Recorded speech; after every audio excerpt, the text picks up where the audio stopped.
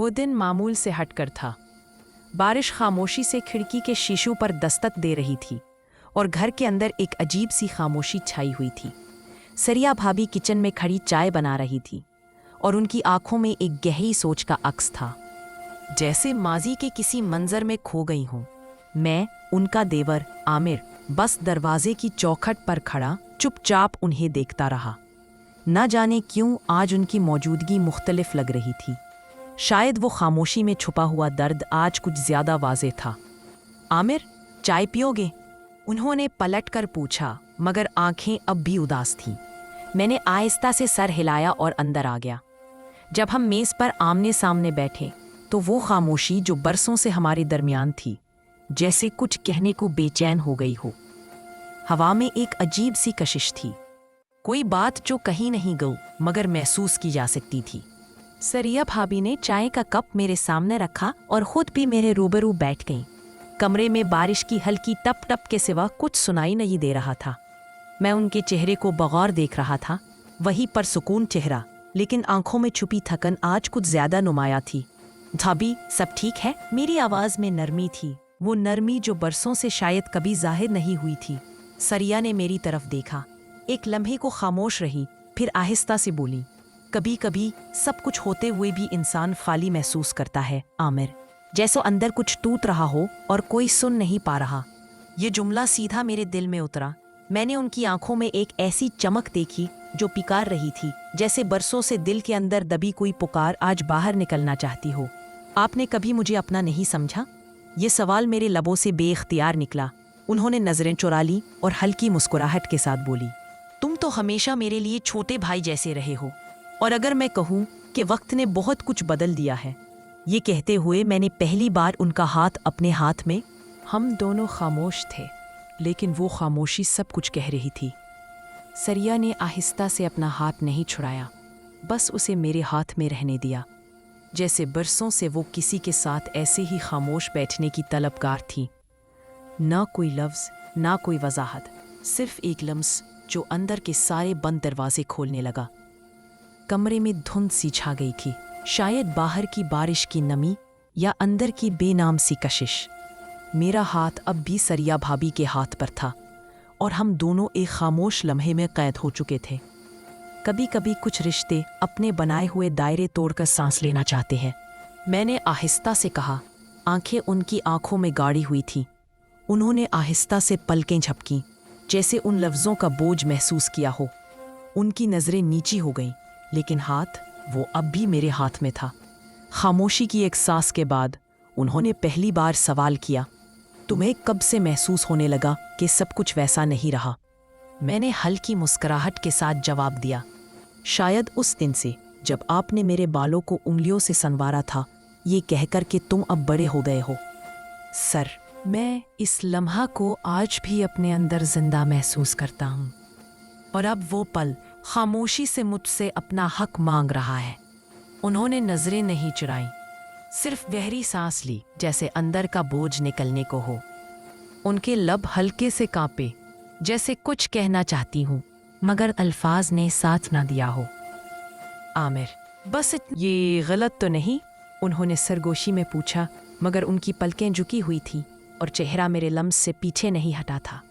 मैंने आहिस्ता से उनके बालों को छुआ और कहा, गलत वो होता है जो दिल को तोड़ दे, जो रूह को जख्मी करे और जो हमें मुकम्मल कर दे, जो अंदर के खला को भर दे। वो शायद गलत नहीं होता। उन्होंने आहिस्ता से अपना सर मेरे सीने से लगा दिया। ये पहला लम्स था, जिस्म का नहीं, दिल का। वो कुर्बत जो किसी लफ्ज़ से नहीं, सिर्फ खामोशी से महसूस होती है। मेरे हाथ उनकी कमर पर आहिस्ता से रखे हुए थे, बहुत नरमी से, जैसे कोई ख्वाब छू रहा हो और डर है कि वो टूट ना जाए। कमरे में हल्की रोशनी, बारिश की आवाज़ और दो धड़कनें, जो एक कमरे की खामोशी में सिर्फ बारिश की आवाज़ बाकी थी, और वो धड़कनें जो एक दूसरे के करीब होते दो वजूदों के दरमियान बुलंद हो रही थी। सर्राया मेरे बिल्कुल सामने खड़ी थी, हाथों में हाथ, सांसों में सांसें और आंखों में वो सवाल जिसका जवाब मैं बरसों से देना चाहता था। मेरी उंगलियां आहिस्ता आहिस्ता उनके हाथों से निकलकर उनकी तलाइयों को छू रही थी, ना जल्दी ना झपट, बस एक ऐसा लम्स जो एहतराम से भी गहरा था और ख्वाहिश से भी नरम। सरराया की पलकें बंद हो गईं। शायद ये पहला मौका था जब किसी ने उन्हें छुआ, बगैर किसी दावे, बगैर किसी शर्त के। मैंने उनकी पेशानी को आहिस्तगी से चूमा, एक ऐसा बोसा जो शायद बरसों से उनकी रूह के जख्मों पर मरहम बनने को बेताब था। तुम्हारी खामोशी चीख से ज्यादा गूंजती है, सरराया। मैंने सरगोशी की, उनकी पेशानी पर होंठ रखते हुए। उन्होंने आहिस्ता से मेरी कमीज के कॉलर को थामा और मेरे सीने से लग गईं, जैसे बरसों की थकन, बरसों की शिद्दत और दिल की सारी अधूरी बातें एक साथ सिमट आई हों। मेरे हाथ उनकी कमर को बहुत आहिस्तगी से छू रहे थे। बस हमारी सांसें अब एक ही रिथम में चलने लगी थी। उनके रुखसार मेरे गाल से लगे और वो लम्हा, जैसे पूरी कायनात ने रुककर हमें देखना शुरू कर दिया हो। मैं नहीं जानती ये सब कहाँ ले जाएगा। उनकी आवाज़ भीगे हुए दिल जैसी थी, लेकिन आज इस वक्त मैं कुछ नहीं सोचना चाहती।